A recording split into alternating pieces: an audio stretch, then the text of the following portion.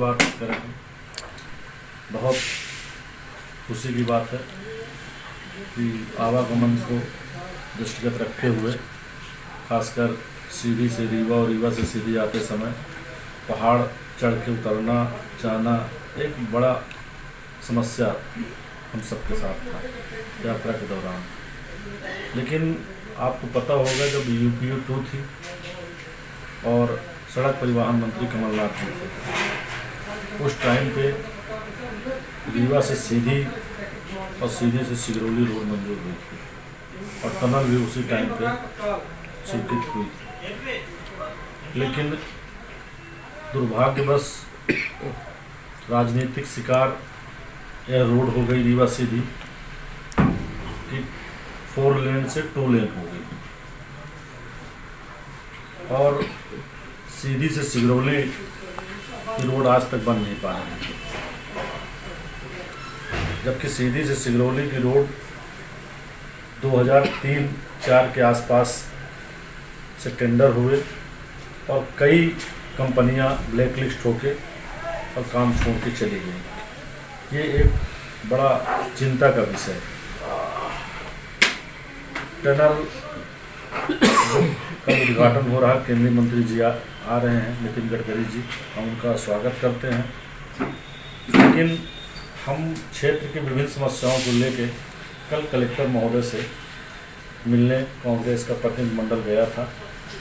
हमने उनसे निवेदन किया कि हमें 5 मिनट का समय चाहिए, क्षेत्र के समस्या, जिले की समस्या के बारे में हमें चर्चा करना है। उन्होंने पूछा कि किस लिए आप मिलेंगे क्या, तो हमने अपने विषय बताए कि जो 4 लेन से 2 लेन रीवा सीधी रोड हो गई है, वो रीवा से लेके और यहाँ तक 4 लेन किया जाए। जो सीधी से सिगरौली रोड काफ़ी दिनों से ख़राब पड़ी है। हमें तो जहाँ तक पता है कि जो अभी करंट का जो ठेकेदार अभी 7-8 महीना पहले जिसे हैंडओवर किया गया था, वो भी काम छोड़ के भाग गया है। उस विषय में मुझे चर्चा करनी है। अमलिया रोड पे जो सोन की पुल है, उस रोड पे चर्चा करनी है। हमें जो कुसमी रोड है, मझौली रोड है, जो ओवरलोड के चलते हैवी वाहन खासकर यूपी के जो बालू का ओवरलोड लेके जा रहे हैं, सारी रोड को ख़त्म कर दिए, चाहे मझौली रोड हो और चाहे टिकरी निवास मेरी रोड। इन सब बिंदुओं को लेके हमने समय की मांग की है। जैसे ही वो समय देते हैं, हम क्षेत्र की समस्या को लेकर, जनता की समस्या को लेकर, जनता की सुविधाओं को लेकर मिलने का प्रयास करें। तो सीधी जिले में कई उद्योग धंधे स्थापित हुए। बघवार में सीमेंट फैक्ट्री स्थापित हुई, सीधी में कत्था फैक्ट्री स्थापित हुई, सीधी में पोल फैक्ट्री स्थापित हुई, सीधी में खड़सारी मिल स्थापित हुई, सीधी में डालडा फैक्ट्री सर्रा में स्थापित हुई। मतलब इस तरह के कई उद्योग धंधे स्थापित हुए। आवागमन के दृष्टिकोण से रेलवे न होने के कारण ये उद्योग धंधे फेल भी हो गए।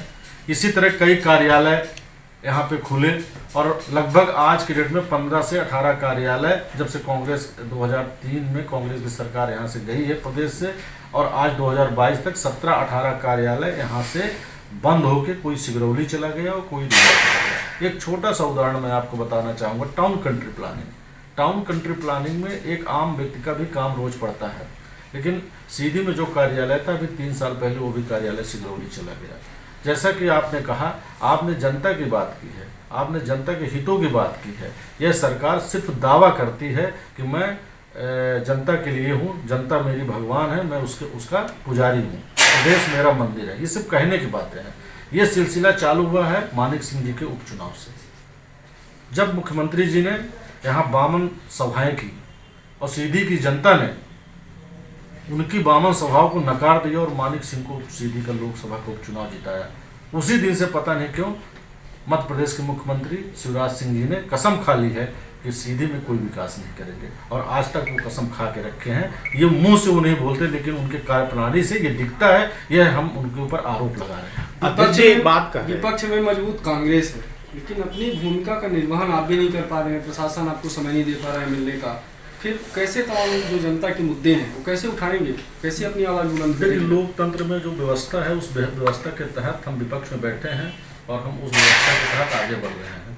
आंदोलन प्रदर्शन करना, धरना प्रदर्शन करना, ज्ञापन देना विपक्ष का काम है। यह सब चीज़ें लगातार कांग्रेस पार्टी कर रही है, समय समय पे कर रही है। और जैसे मिलने की आपने बात की, तो मैंने खुद चल के प्रयास किया, कल जाकर मिला और एक आवेदन दिया और उनसे बात की। अब एक ऐसा नहीं लगता है कि जिला प्रशासन भी सरकार के दबाव में ही काम करते हैं? जिला प्रशासन की बात तो दूर है। मध्य प्रदेश में जितने भी ज़िले हैं, मैं हर ज़िले के हर अधिकारी कर्मचारी की बात यदि आप करें तो मैं आपके माध्यम से ये आरोप लगा रहा हूँ कि पूरे प्रदेश के जो भी अफसर लोग हैं, सब भारतीय जनता पार्टी के एजेंट बन के काम कर रहे हैं। आज की डेट पे जब उनकी पोस्टिंग होती है तो पैसा दे के पोस्टिंग होती है, उनका ट्रांसफ़र होता है, पैसा दे के ट्रांसफ़र होता है। यहाँ आते हैं तो वो जनता की चमड़ी खींच के वसूल करके और वहाँ ऊपर भेजते हैं, भारतीय जनता पार्टी के नेताओं के पास भेजते हैं। चुराहट में तमाम कलाकार यहाँ के हैं, उन्होंने गाना भी बनाया है विधायकों, और कलाकार भी अपना तंज कस रहे हैं, पत्रकार भी अपना तंज कस रहे हैं, लेकिन विपक्ष कब मजबूती से उतरेगी और सरकार को घेरेगी या प्रशासन को घेरेगी तमाम बिंदुओं पर? देखिए, मैंने पहले ही बताया कि विपक्ष समय समय पर आंदोलन प्रदर्शन, धरना प्रदर्शन, ज्ञापन के माध्यम से लगातार प्रयास जनता के हितों की रक्षा के लिए कर रही है। हमने अभी रामपुर नैकिन में इतना बड़ा धरना प्रदर्शन किया, 10-12 हज़ार लोगों को इकट्ठा किया।